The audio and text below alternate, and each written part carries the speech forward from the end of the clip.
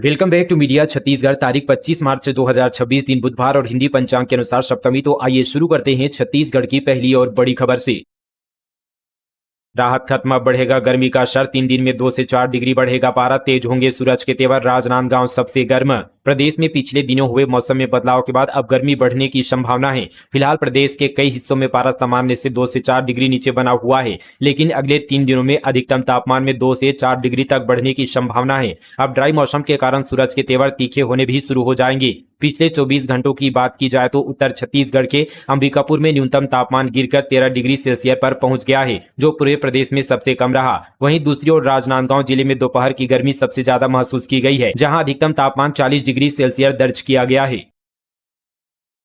National tribal games के उद्घाटन समारोह में शामिल होंगे केंद्रीय खेल मंत्री मनसुख मांडविया। देश भर के 3000 खिलाड़ी लेंगे भाग। नेशनल ट्राइबल्स गेम्स का आज आगाज होने वाला है। 10 दिन तक चलने वाले इस खेल आयोजन के उद्घाटन समारोह के दौरान मुख्यमंत्री विष्णुदेव साय के साथ केंद्रीय खेल मंत्री मनसुख मांडविया मौजूद रहेंगे। इसमें 32 राज्यों और केंद्र शासित प्रदेशों के 3000 जनजातीय खिलाड़ियों की भागीदारी होगी। नेशनल ट्राइबल्स गेम्स के संबंध में उप मुख्यमंत्री अरुण साव ने मीडिया को जानकारी दी। उन्होंने बताया कि नेशनल ट्राइबल्स गेम्स का शुभारंभ आज शाम को होगा। रायपुर में हॉकी, फुटबॉल, तैराकी, तीरंदाजी और वेट लिफ्टिंग के आयोजन होंगे। वहीं जगदलपुर में एथलेटिक्स और अंबिकापुर में कुश्ती की प्रतियोगिताएं होगी।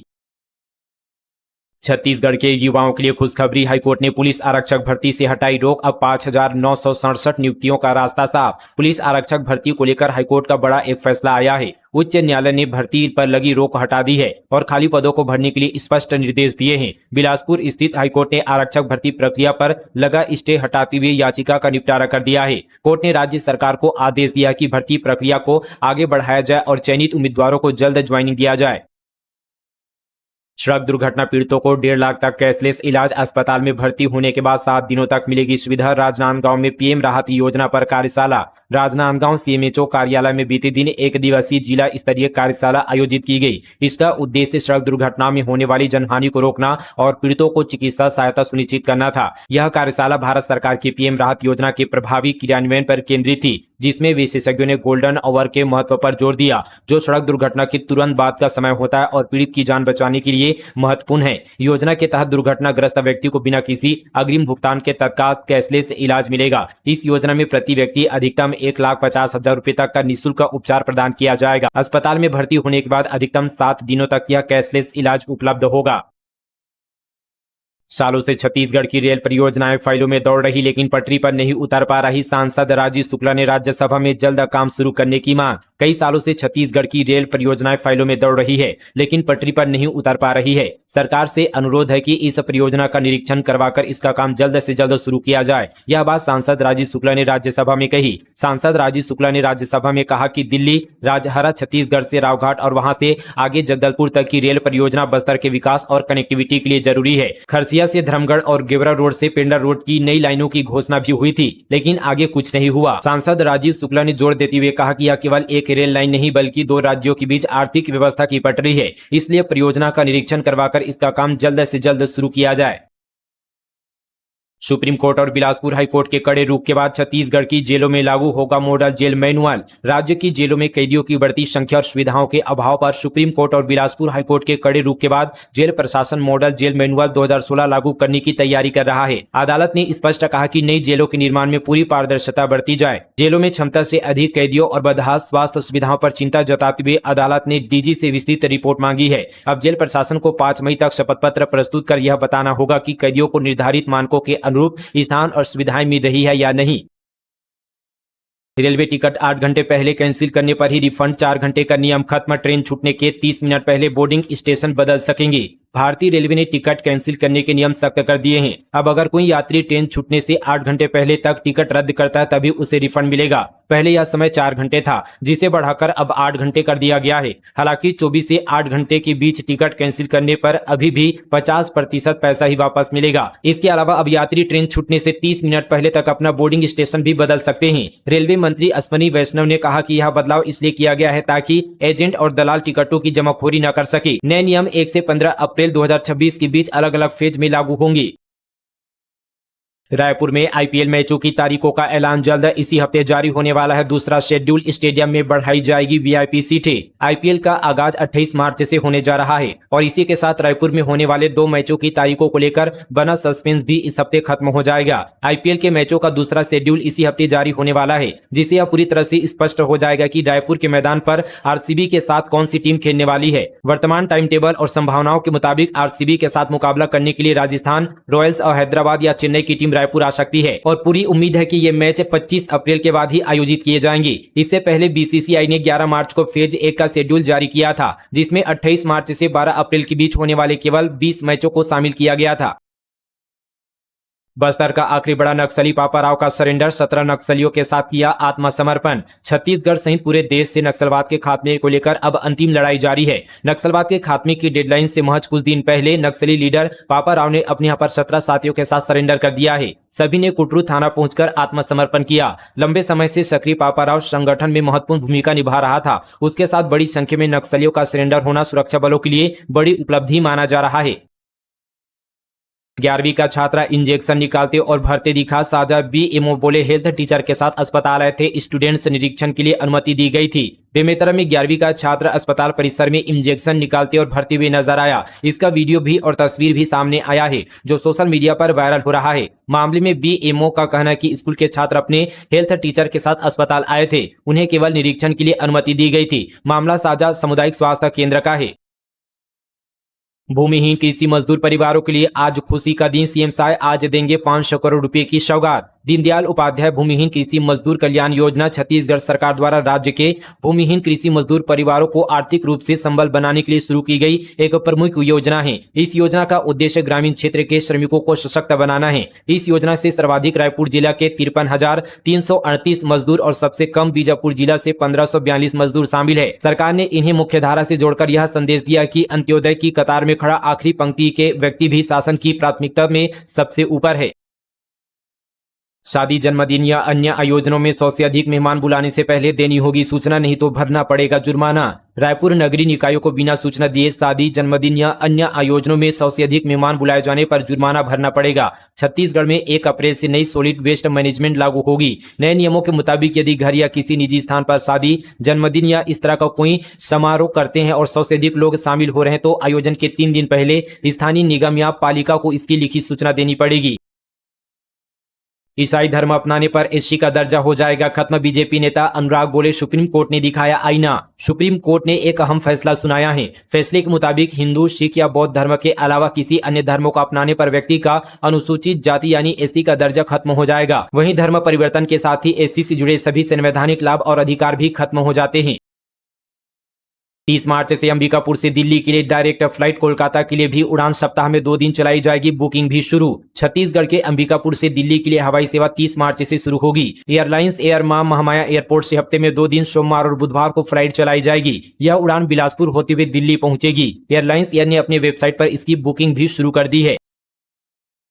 कूली बुकिंग के लिए रेलवे मंडल तैयार कर रहा स्पेशल ऐप, यात्रियों से लिया जा रहा फीडबैक। रेलवे स्टेशन पर यात्रियों को जल्द ऐप के जरिए कुली बुकिंग करने की सुविधा मिल सकती है। रेलवे मंडल इसके लिए विशेष ऐप तैयार कर रहा है। इसमें कुलियों का पूरा विवरण और यहाँ पर किराया भी दर्ज रहेगा। इस व्यवस्था को लागू करने से पहले रेलवे यात्रियों से फीडबैक लिया जा रहा है। इसके लिए QR स्कैन जारी कर सर्वे कराया जा रहा है। रायपुर रेल मंडल द्वारा विकसित किए जा रहे ऐप के शुरू होने के बाद यात्री ट्रेन के रायपुर रेलवे स्टेशन में पहुंचने से पहले ही कुली बुक कर सकेंगे। ट्रेन आते ही कुली संबंधित कोच और सीट तक पहुंचेंगे। इससे यात्रियों को स्टेशन पर कुली खोजने की परेशानी नहीं होगी। साथ ही किराए को लेकर मोलभाव और ओवर चार्जिंग जैसी शिकायतों में भी कमी आएगी।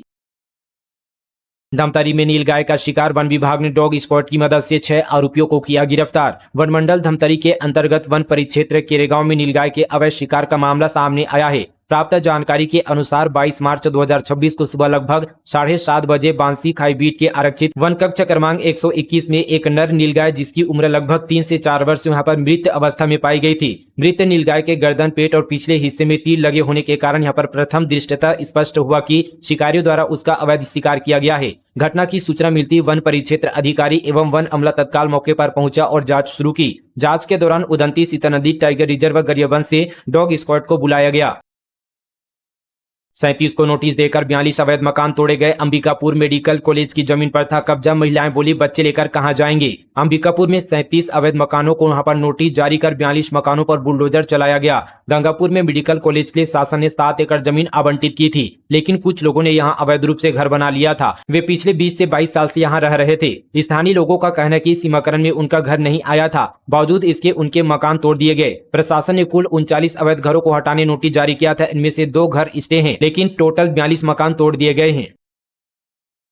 गैस सिलेंडर की बढ़ती कीमत और कालाबाजारी का विरोध। कांग्रेस ने तेलीबांधा तालाब में किया सिलेंडर का प्रतीकात्मक विसर्जन। बढ़ती गैस सिलेंडर की कीमतों, एजेंसियों में लंबी कतारों और आम लोगों को हो रही परेशानियों के खिलाफ शहर कांग्रेस के मार्गदर्शन में ब्लॉक कांग्रेस ने रायपुर में अनोखा विरोध प्रदर्शन किया। इस दौरान कार्यकर्ताओं ने तेलीबांधा तालाब में प्रतीकात्मक रूप से गैस सिलेंडर का विसर्जन कर सरकार का ध्यान आकर्षित करने की कोशिश की गई। प्रदर्शन के दौरान कांग्रेस कार्यकर्ताओं ने केंद्र सरकार के खिलाफ जमकर नारेबाजी की। साथ ही राज्य सरकार पर भी कालाबाजारी रोकने में नाकाम रहने का आरोप लगाते हुए कहा कि आम जनता चाहे गरीब हो या अमीर, सभी गैस सिलेंडर को लेकर परेशान है। सरकार जनता के साथ खिलवाड़ कर रहा है।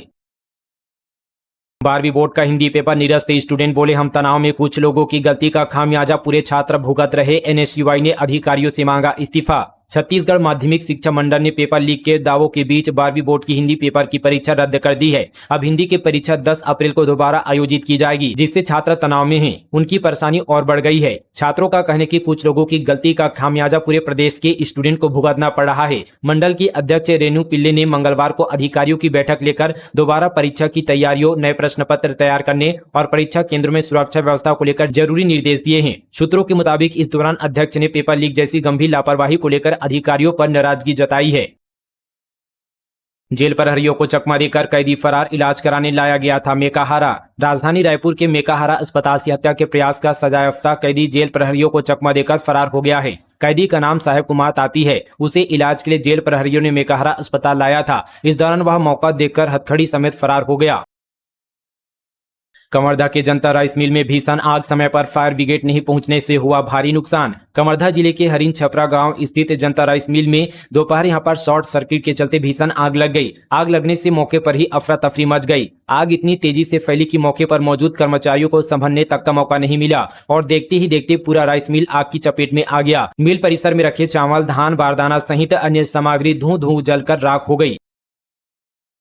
राजनांदगांव के मोहारा में गौ आरोग्यम केंद्र शुरू, बीमार और दुर्घटनाग्रस्त गौवंश को मिलेगा इलाज और आश्रय। राजनांदगांव के मोहारा रोड पर जीवरत्नम फाउंडेशन ने गौ आरोग्यम सेवा की सच्चा धर्म केंद्र का विधिवत उद्घाटन किया। यह केंद्र बीमार और दुर्घटनाग्रस्त गौवंश के इलाज और ठहरने के लिए आधुनिक सुविधाओं से लैस है। लगभग 15,000 वर्ग फीट क्षेत्र में फैले इस केंद्र को वैज्ञानिक और आधुनिक दृष्टिकोण से तैयार किया गया है। इसमें गौवंश के लिए सर्व सुविधा युक्त बनाया गया है।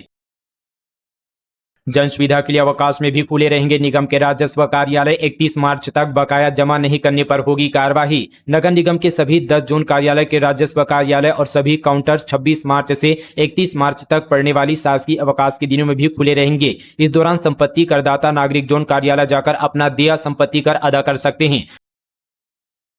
आदिवासी भूमि अधिकार को लेकर धमतरी में रघु ठाकुर का बड़ा ऐलान। सुप्रसिद्ध समाजवादी नेता एवं लोकतांत्रिक समाजवादी पार्टी के संस्थापक रघु ठाकुर ने कहा कि हर आदिवासी परिवार को वादे और नियमों के अनुसार जमीन का पट्टा नहीं मिला तो चरणबद्ध तरीके से तहसील, जिला, प्रदेश और देश की राजधानी तक आंदोलन किया जाएगा।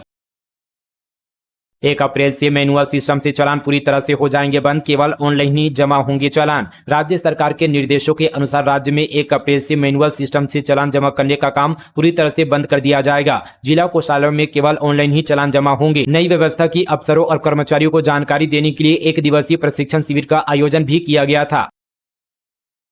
युवाओं को प्रतियोगी परीक्षाओं की तैयारी कराने शिक्षकों के चयन के लिए आवेदन आमंत्रित। नारायणपुर जिला में जिला प्रशासन द्वारा ग्रामीण एवं आदिवासी युवा युवतियों को पीएससी परीक्षा, व्यापम परीक्षा एवं अन्य प्रतियोगी परीक्षाओं की तैयारी कराने के उद्देश्य से अनुभवी एवं योग्य शिक्षकों के चयन हेतु आवेदन आमंत्रित किए गए हैं। इच्छुक एवं पात्र अभ्यर्थी निर्धारित प्रारूप में आवेदन पत्र पूर्ण कर अपने मूल प्रमाण पत्रों एवं स्वप्रमाणित छाया प्रतियों के साथ 31 मार्च 2026 तक स्पीड पोस्ट एवं रजिस्टर्ड डाक के माध्यम से जमा कर सकते हैं। निर्धारित समय सीमा के पश्चात प्राप्त आवेदनों पर विचार नहीं किया जाएगा। रायपुर में गांजा पहुंचाने वाले ओडिशा महाराष्ट्र के 9 तस्कर गिरफ्तार। 50 अफसरों की टीम ने ओडिशा में दबिश देकर आरोपियों को किया गिरफ्तार। लाखों का गांजा और सामान जब्त। छत्तीसगढ़ की राजधानी रायपुर को नशा मुक्त बनाने की दिशा में पुलिस ने अब तक की सबसे बड़ी अंतर्राज्यीय कार्रवाई की है। रायपुर पुलिस की विशेष टीम ने पड़ोसी राज्य उड़ीसा के 5 जिलों में एक साथ छापेमारी कर गांजा तस्करी के 9 आरोपियों को गिरफ्तार किया है। 48 घंटे तक चले इस ऑपरेशन में अफसरों ने कार्रवाई की है। 5 दिनों में 5,000 से अधिक मुर्गा मुर्गियों की मौत। सरकारी poultry farm seal. Bird flu की आशंका पर जांच के लिए भेजे गए सैंपल। बिलासपुर में सरकारी कुक्कुट पालन परिक्षेत्र में पिछले 5 दिनों में 5,000 से अधिक मुर्गा मुर्गियों की मौत हो गई है। शासकीय पोल्ट्री फार्म में हुए इस घटना से पशु चिकित्सा विभाग समेत आसपास के क्षेत्रों में भी हड़कंप मच गया है। प्रारंभिक तौर पर बर्ड फ्लू की आशंका जताई जा रही है। मौत के कारणों को जानने के लिए सैंपल भोपाल स्थित लैब भेजे गए हैं। सैंपल रिपोर्ट आने के बाद ही घटना के कारणों की पुष्टि हो सकेगी। तब तक के लिए शासकीय पोल्ट्री फार्म को बंद कर दिया गया है। रसोई गैस का विकल्प बनेगा एथेनॉल। सरकार बना रही खास एथेनॉल चूल्हे एलपीजी की किल्लत दूर करने के लिए फैसला किया।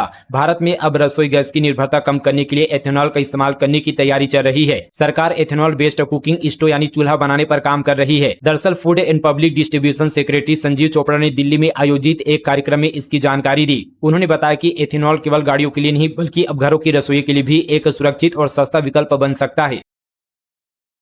पोस्ट मैट्रिक छात्रवृत्ति के आवेदन की तारीख बढ़ी। अब 27 मार्च तक कर सकेंगे रजिस्ट्रेशन। रायपुर में पोस्ट मैट्रिक छात्रवृत्ति के लिए आवेदन करने वाले विद्यार्थियों को राहत दी गई है। अनुसूचित जाति, अनुसूचित जनजाति और अन्य पिछड़ा वर्ग के छात्रों के लिए ऑनलाइन पंजीयन की अंतिम तिथि बढ़ा दी गई है। अब विद्यार्थी 27 मार्च 2026 तक आवेदन कर सकेंगे। 8 महीने का वादा 10 महीने बाद भी अधूरा। स्काई वॉक सीढ़ियां पिलर तैयार लेकिन निर्माण अधूरा। दिन में रोक रात में हो रहा काम। राजधानी रायपुर में बन रहा स्काई वॉक प्रोजेक्ट तय समय सीमा के बाद भी अधूरा पड़ा है। करीब 8 महीने में पूरा करने का वादा किया गया था, लेकिन 10 महीने के बीतने के बाद भी निर्माण कार्य पूरा नहीं हो सका है। स्थिति यह है कि स्काई वॉक के कई हिस्सों में सिर्फ पिलर और ढांचा खड़ा है, जबकि ऊपर की संरचना और कनेक्टिविटी का काम अब भी अधूरा है। निर्माण की धीमी रफ्तार से लोगों में नाराजगी बढ़ रही है। जानकारी के मुताबिक ट्रैफिक के दबाव को देखते हुए दिन में निर्माण कार्य रोक दिया जाता है और रात 10 बजे के बाद काम किया जाता है। हालांकि इस व्यवस्था के बावजूद काम की गति काफी धीमी बनी हुई है। तो दोस्तों, ये थी आज की तमाम छत्तीसगढ़ की बड़ी खबरें मीडिया छत्तीसगढ़ पर। मिलते हैं और तमाम खबरों के साथ। तब तक के लिए जय हिंद, जय छत्तीसगढ़, जय जोहार।